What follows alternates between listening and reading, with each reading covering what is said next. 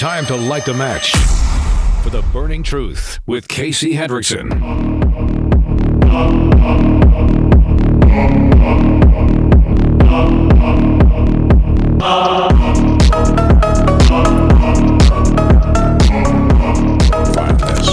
Are there any states where women face prosecution for having an abortion? No.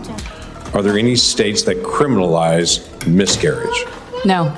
Or that care for a miscarriage? No. Are there any states that criminalize removing an ectopic pregnancy? No. Are there any states that prohibit life-saving care for the mother? No. Are there any states where women have to be actively dying for a doctor to be able to act for her care? No. There's been a lot of rhetoric in this that I'm concerned pushes people away from getting access to health care. Vice President Harris, in a speech recently, said that women were being arrested and facing prosecution for experiencing miscarriages. Ms. Sackler, do you know of a single instance where a woman has been arrested for having a miscarriage or getting health care for that? No, treatment for miscarriage is allowed under the law, and there have been instances where I think that one example of that that's been pointed to is misleading because the woman, I think she was in Ohio, the charges against her were not abortion related, and so it's misleading to use that as an example. It's not only misleading, but it scares women away from getting access to health care, and it leads women to not go get health care treatment when they desperately need it. Yeah. So this has been something that was going around, obviously, through the election. It is a talking point of Democrats everywhere. It is a talking point of the Indiana Democratic Party, the Michigan Democratic Party, the Ohio Democratic Party, the Democratic Party at large, Kamala Harris, Joe Biden, Gretchen Whitmer, McCormick, everybody. It's all lies. There was a period of time there where the news media was highlighting a case of abortion laws causing the death of somebody when it was an abortion pill that actually killed her. But they tried to make it everything else. They got examples in Texas. Oh, Texas has killed at least 2 women with their abortion laws. No, they haven't. That was a doctor's lack of care, which I don't have the numbers in front of me. It takes like 3 seconds to look up. I can do it during a commercial break if you really want me to. Go look at the amount of deaths in the United States from medical malpractice every year. Happens all the time. Extremely common. So if you have a doctor who neglects a patient and they die, that's the doctor. That isn't the law. And the law in Texas allows for the care to be provided in a timely and reasonable fashion.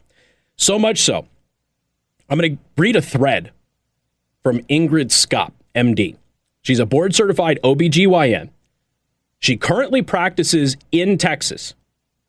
She has been practicing for over 30 years. She has delivered over 5,000 babies. Now, she posted this back in October. Allow me to shed some light on the harmful lies coming from the pro-abortion lobby. After Texas enacted its pro-life law, the quality medical care that I provide did not change, nor has the law prevented me from caring for my patients. Now, they tried to say the same thing in Indiana, right?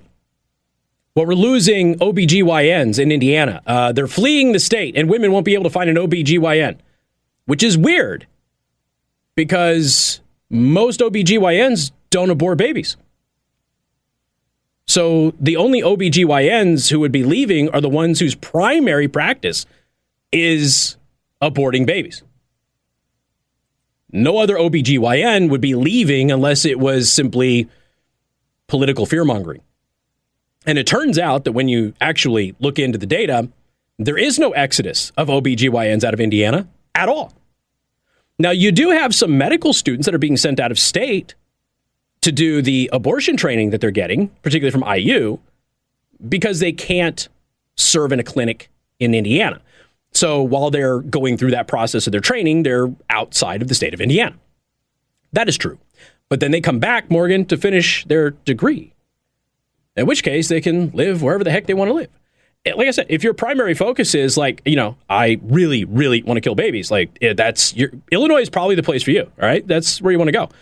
If your primary form of care is to save and deliver babies and to care for mothers, you're great and golden in Indiana or anywhere else that you want to go for that matter. But they love lying about that. So she continues. She goes, this is true even in cases of pregnancy emergencies. Since the Dobbs decision, I have cared for many women suffering from ruptured ectopic pregnancies. I have performed surgeries to treat incomplete miscarriages and failed drug-induced abortions. I have intervened when a pregnancy complication threatened the mother's life, even when I anticipated that, sadly, the unborn child would not survive the action required to protect their mother. Under every pro-life law, including in Texas, physicians can intervene to save women's lives in pregnancy emergencies. In fact, according to a recent Texas Health and Human Services Commission report, physicians reported 116 abortions for medical emergencies and physical health between July 2022 and May 2024. The pro-abortion lobby is trying to scare women into thinking that they can't be treated during a pregnancy emergency. The pro-abortion ACOG also refuses to provide any guidance or support for doctors who are confused about these laws. Now, that does happen. I know that we like to think that doctors are all knowing and super smart and stuff like that, but the truth is a lot of doctors are also dumb, practically dumb, politically dumb, uninformed when it comes to the law. We had a case that was brought to me where in Indiana, somebody was being told that they could not get an abortion.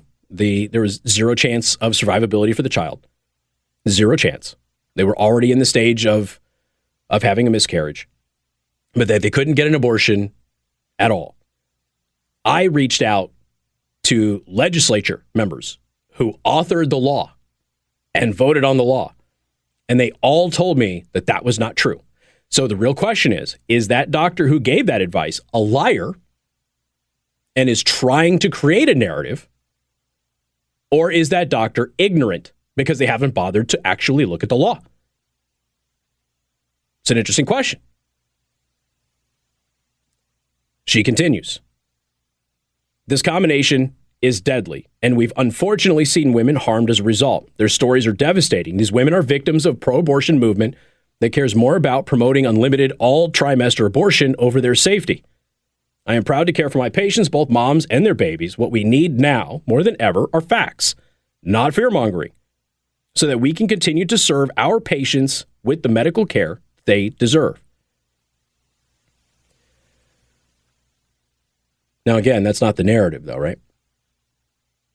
I know that sometimes people don't really want to think about this, but the hard truth is there are going to be people, even doctors, who want women to suffer, who want women to potentially die, so that they can, run to the Indy Star before they fill out the required government paperwork for the procedure that they did and write an op-ed in the newspaper that then goes viral all over the country because it is more important for them to push the political narrative than to care for the patient. Ask me how I know. Got more coming up. You're tuned in to The Burning Truth.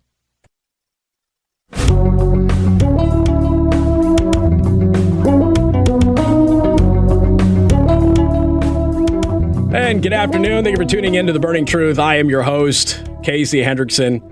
Joining us on the line is the Lieutenant Governor-elect, Micah Beckwith. How does that sound, dude? It sounds pretty good. Thanks for having me, Casey. It's funny. Morgan answered the phone, and she goes, he sounds chipper today. Goes, gee, I wonder why. He's had himself a good week. That's for sure. Oh, man. I love it. Well, it's been good. And I just left a meeting about how we should never go with a digital currency. So I'm excited because we had the treasurer, we had the comptroller, Good. We had a couple reps that were in the room, and I think we're all on the same page. I walk out of those meetings and I have a smile on my face. I'm like, man, we got some good people who know truth and are willing to fight for it. So it's encouraging. So, well, yep. One of the things I did is I kind of just went over a couple of meltdowns from some people at the beginning of the show today, which is something we've been doing over the past couple of days because it's just, it's funny. And I enjoy sipping the tears of crazy people. And And lo and behold, dude, I find this this tweet from, James Briggs. And he goes, Braun, come pick up your lieutenant governor, simply because you challenged him to a debate. And you wanted to have him on WIBC in Indianapolis with Rob and Casey.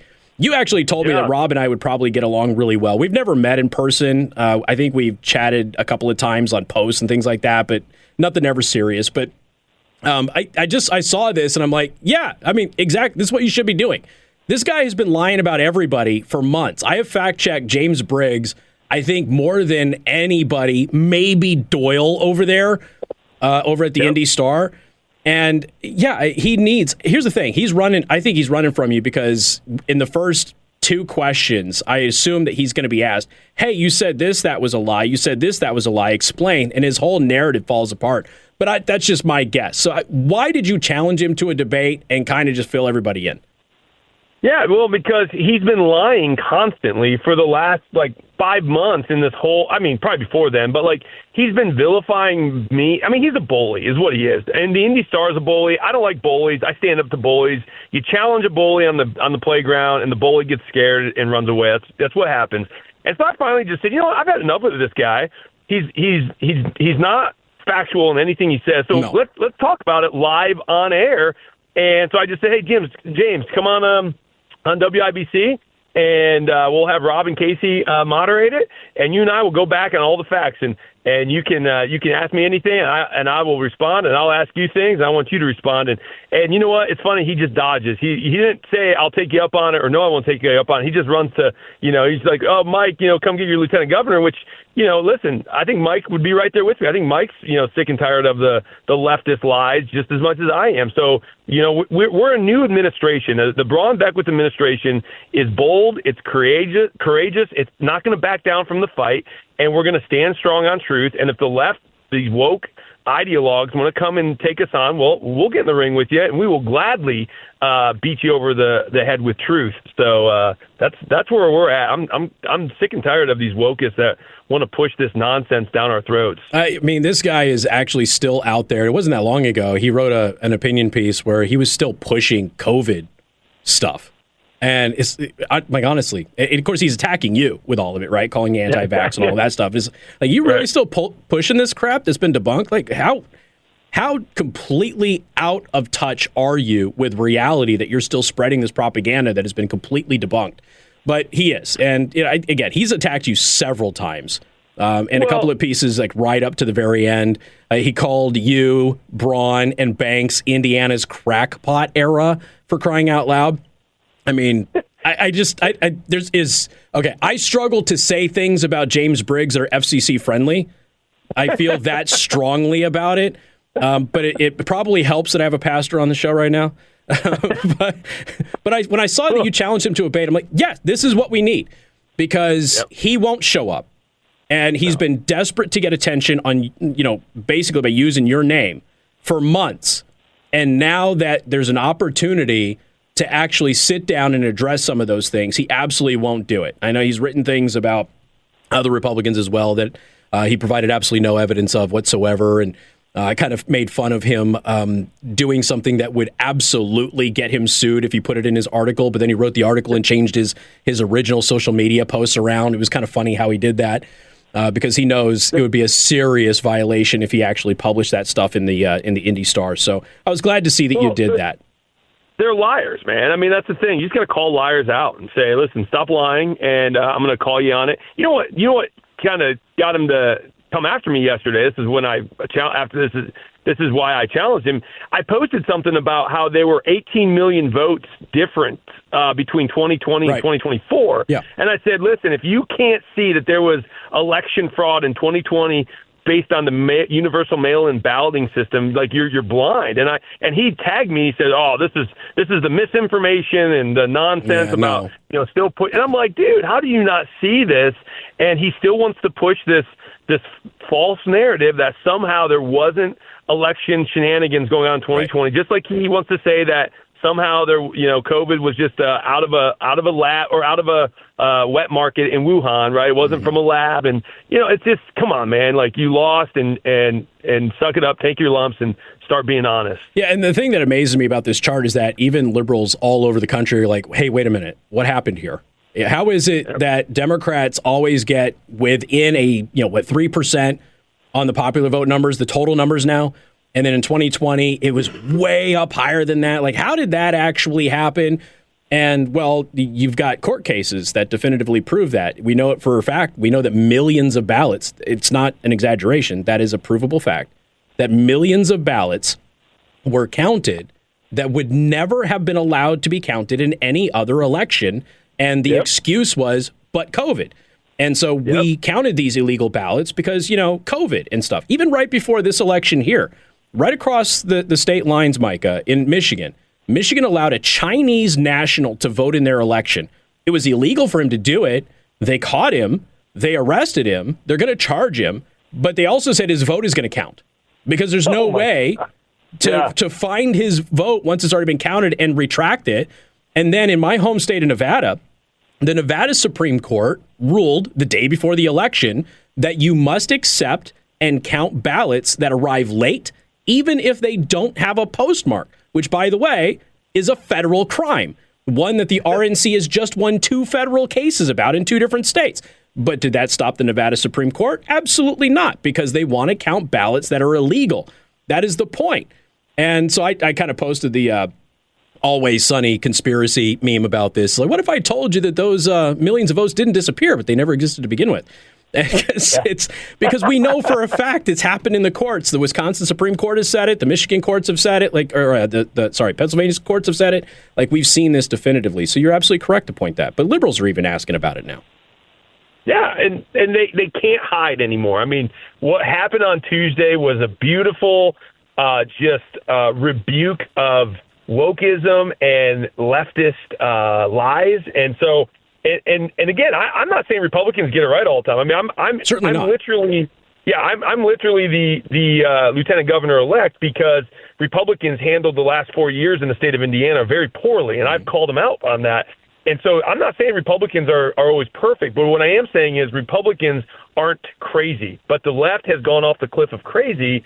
They want things like boys and girls bathrooms and boys and women's sports. They want to say, I mean, look what happened in New York with the proposition that passed where a minor can go to a doctor and ask for a gender mutilation surgery, and the parents don't have to be notified. That is literally the definition of crazy.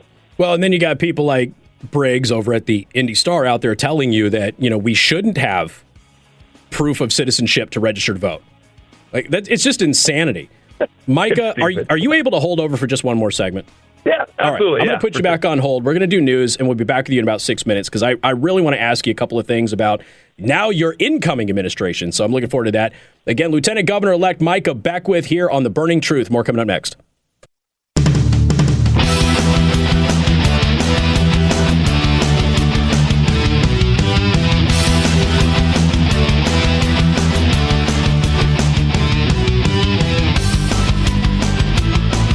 The Burning Truth with Casey Hendrickson. Now that the election is over and the Attorney General Todd Rokita had a landslide victory, I can tell you this story. But first, we got to bring Micah Beckwith back, Lieutenant Governor-elect Micah Beckwith. Good to talk to you again, Micah. I had Todd Rokita in the studio last week, and he came in and he goes, he leans in during commercial break and he goes, "Hey, dude," he goes, "Is that the Team America song?" I was literally just going to ask that question. But he said the title of it, and I was like, "Yeah, it is." He goes, "That is awesome." So it was, that's just how you surround yourself with good people. So I started singing. Hey, I'm a pastor, and I started singing it. I was like, "Oh, I can't sing that because that's a bad word in there." Oh man, you can't. And I it's one of those things. It's iconic. I have an instrumental version of it, so I can play it after learning my lesson when I was standing in line at the bank one day when it was my ringtone, and there happened to be a young child that was standing in front of me, and it went off, and I was like, I should probably cut the language out of that. All right, That's Micah. awesome. I appreciate you spending the first segment just, talking with me about this garbage filth media that we have in the state of Indiana, besides me and a couple of other places, of course. But I want to talk about the job. All right. You're now the lieutenant governor. First of all, you have changed the way lieutenant governors are picked in this state, I believe, for the foreseeable future, because you ran a race, because it is an election in the primary to get on the joint ticket, but it's an election. And you won the election over who Braun was originally picking, completely upending the established norm, if you will, of the process. I truly believe you helped the ticket. I think that the race would have been a lot closer. I still think Braun probably would have won, but it could have been a single-digit race if you weren't on the ticket. That's just my opinion. That's my take. It could be wrong, but I honestly think that you helped this ticket. Now, going forward, are you hearing that, hey, this is probably going to be something that Hoosiers take a little bit more seriously from now on? I think so. I think you're right. I think we did help the ticket. I think it brought a lot of Republicans home to the party. There was a lot of disenfranchised Republicans. I said it in the earlier segment. Republicans did not do a good job in Indiana governing through the pandemic. And I mean, they forced people to watch their loved ones die alone in nursing homes. They forced you to get vaccines. They shut down. They labeled some people essential and non-essential. They did things that specifically the Constitution says they can't do, but they did it anyway. And again, I'm a Republican. I love Republican principles, but we dropped the ball big time. Our taxes are going up, government's expanding. And so I literally would not have done what I did had good governance been in effect in Indiana during the pandemic and what the last 4 years. But because of what we've seen, I said, man, we've got to do something. And I started looking at the lieutenant governor's office. I said, man, why don't we elect that office? Why are we told who to vote for as delegates instead of actually getting our voices represented in there? And so I said, you know what? I think that's it. I'm going to run there. I'm going to give the people a voice. And I think what we've done is, because we were successful, I think it will be this way for years down the road. I hope it is. I hope every lieutenant governor competition every 4 or 8 years there's a competitive race for it, because that always is better for the people. Had we lost, if I would have lost as a convention, or if Mike Braun and I would have lost in the general, I think the legislature would have never allowed that to ever happen again. But because we were successful, I think we changed the course of political history in Indiana for the better. I think it's always better to have the people picking the office holder being appointed to that position. So yeah, I know a lot of people personally, and again, I'm in a particularly real red, not a purple red, but a real red area.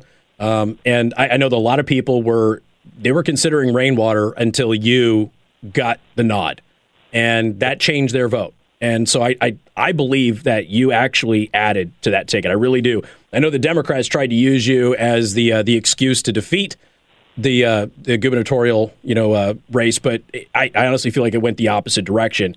So now that you're going to be the lieutenant governor, Micah, what is it that you are going to be hitting the ground running? What is it you're going to be doing, from your office? What are the things that you really want to focus on as Indiana's next lieutenant governor?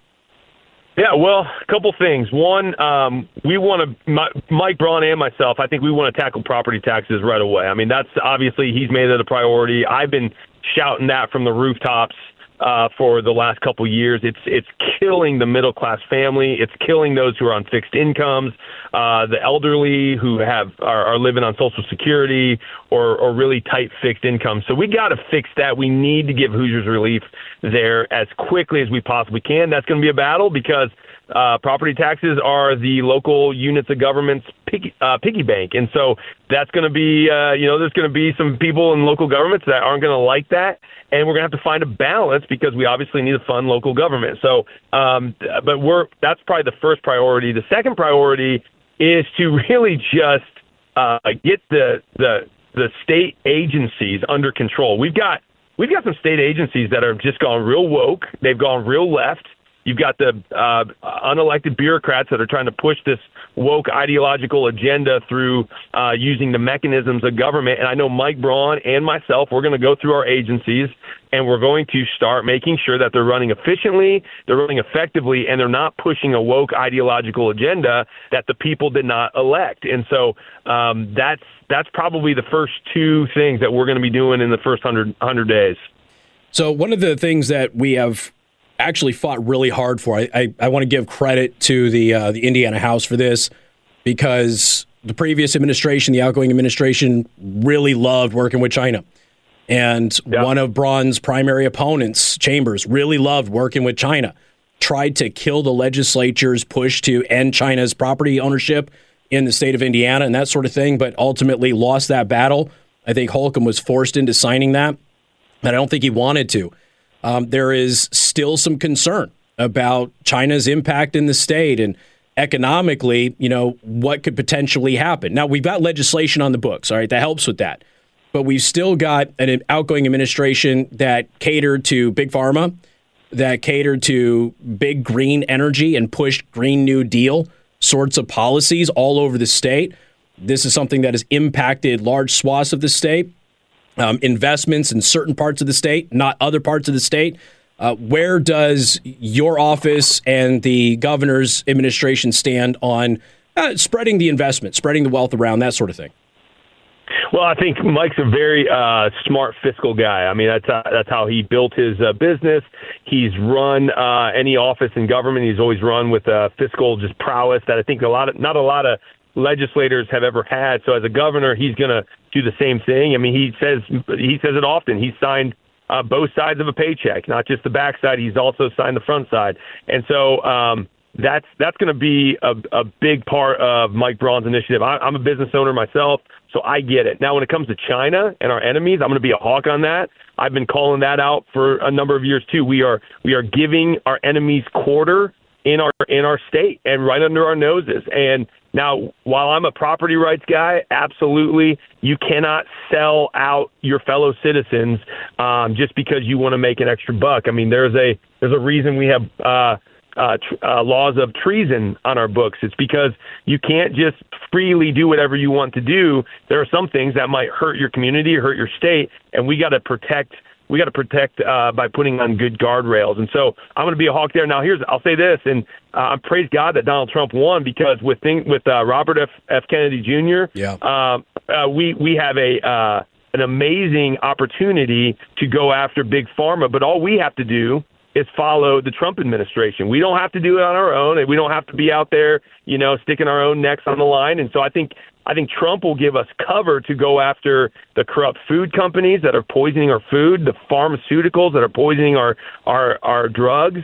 And I think we just got to follow Trump's lead. So that's what I think Mike's going to do. That's what I'm going to do. It's like, hey, Donald Trump is our leader right now, and we're proud to get behind him. And let's go after some of these crony capitalists that have been hurting our children and children's children. So it wasn't that long ago, Micah, and again, we're talking with Micah Beckwith, Lieutenant Governor-elect of Indiana, that you went on with one of our affiliate stations, morning shows, Caleb Blakesley, Fort Wayne Morning News. You talked about the migrant situation in Logansport.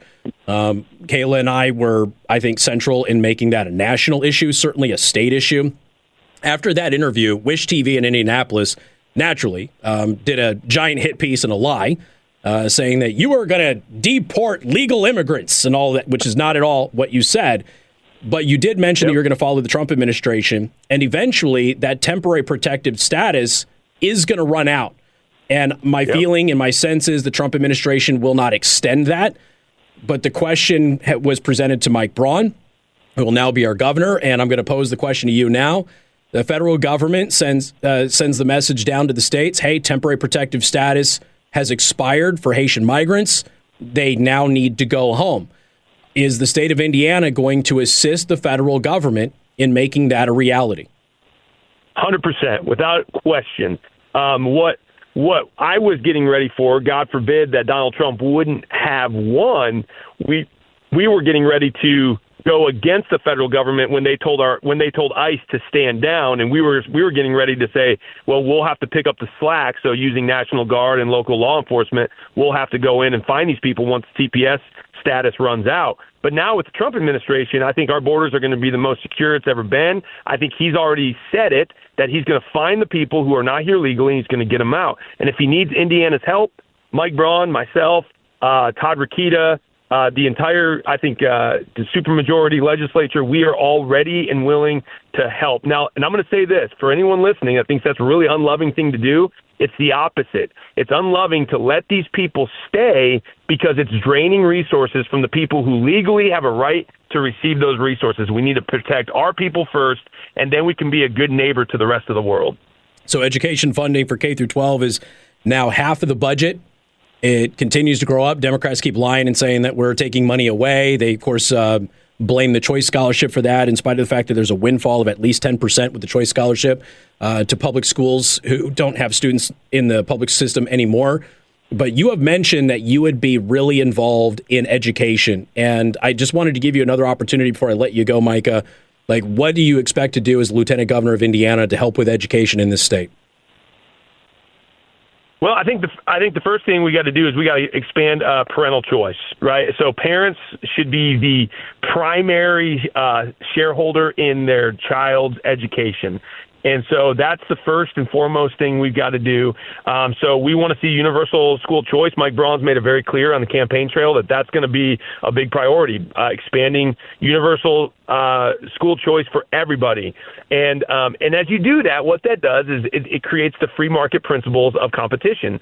And we have a monopoly right now that has been destroying public education because there's no accountability. So public educators, school systems that aren't doing well, they have no accountability. So there's no incentive for them to do well or else.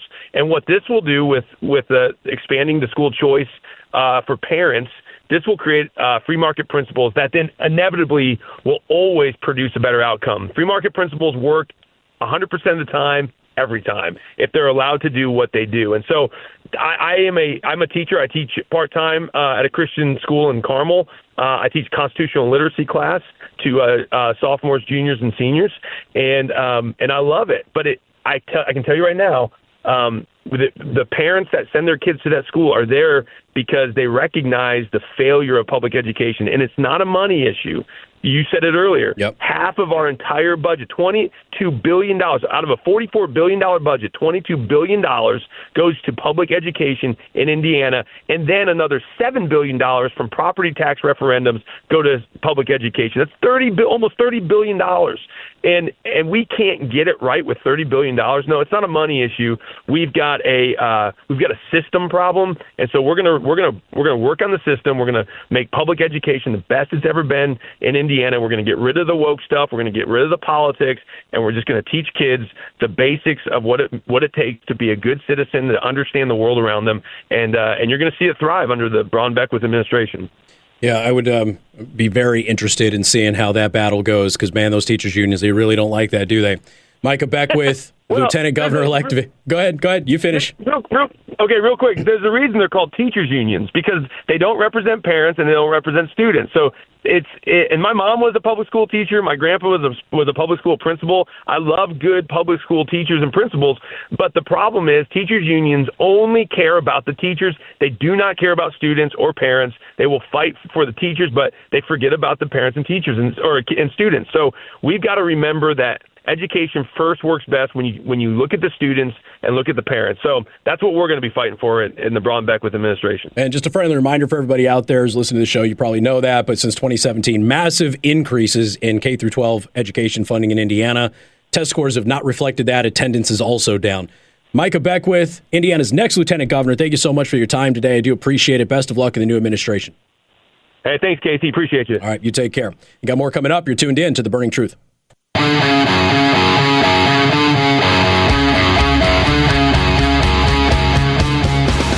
Now, we had somebody on the live stream say that interview was so good, they're going to go vote for Micah Beckwith again. Good for you, man. Good for you.